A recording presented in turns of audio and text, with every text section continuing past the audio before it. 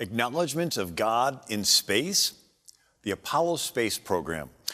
Apollo 8 astronaut Frank Borman, during the first mission to fly around the moon, radioed back in December of 1968, looking back at the Earth from 250,000 miles away. In the beginning, God created the heavens and the earth. Matter of fact, astronauts recited the entire first chapter of Genesis. And that's when Madeleine Murray O'Hair, an atheist, filed a lawsuit. But nevertheless, the continuing acknowledgement of God happened.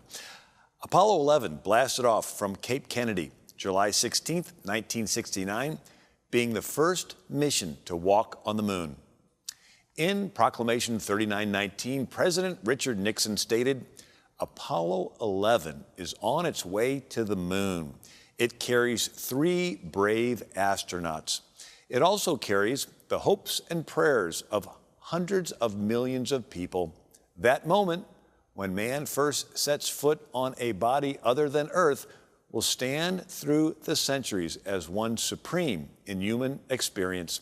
I call upon all of our people to join in prayer for the successful conclusion of Apollo 11's mission."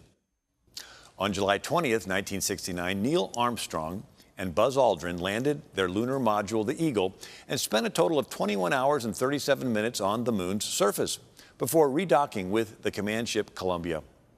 Neil Armstrong became the first man to walk on the moon, stating, "One small step for man, one giant leap for mankind." Buzz Aldrin was the second man to walk on the moon, but before he got out of the module, he had communion. Buzz Aldrin, in an interview with Guidepost magazine, July 20th, 1989, the title of the article, "A Meal on the Moon, a Little Known Fact About the Apollo Moon Landing," revealed that during the planned rest time in the Eagle before they disembarked, he had a private communion service. He said, "I silently read the Bible passage, 'I am the vine, you are the branches,' as I partook of the wafer and the wine and offered a private prayer. I could think of no better way to acknowledge the enormity of the Apollo 11 experience than by giving thanks to God."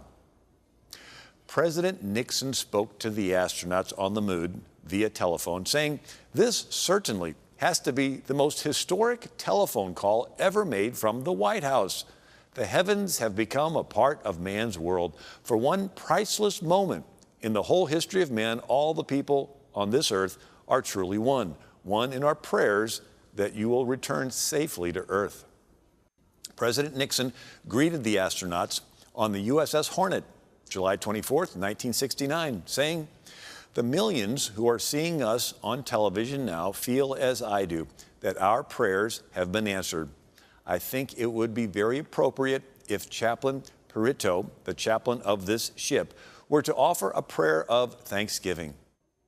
Addressing Congress, September 16th, 1969, Commander Neil Armstrong stated, "To those of you who have advocated looking high, we owe our sincere gratitude, for you have granted us the opportunity to see some of the grandest views of the Creator." These astronauts' names became household words, Neil Armstrong and Buzz Aldrin. Matter of fact, Buzz Aldrin became the inspiration for the character Buzz Lightyear in the Toy Story movie. America has had a unique history of men and women of faith doing very courageous things, and now it's our turn.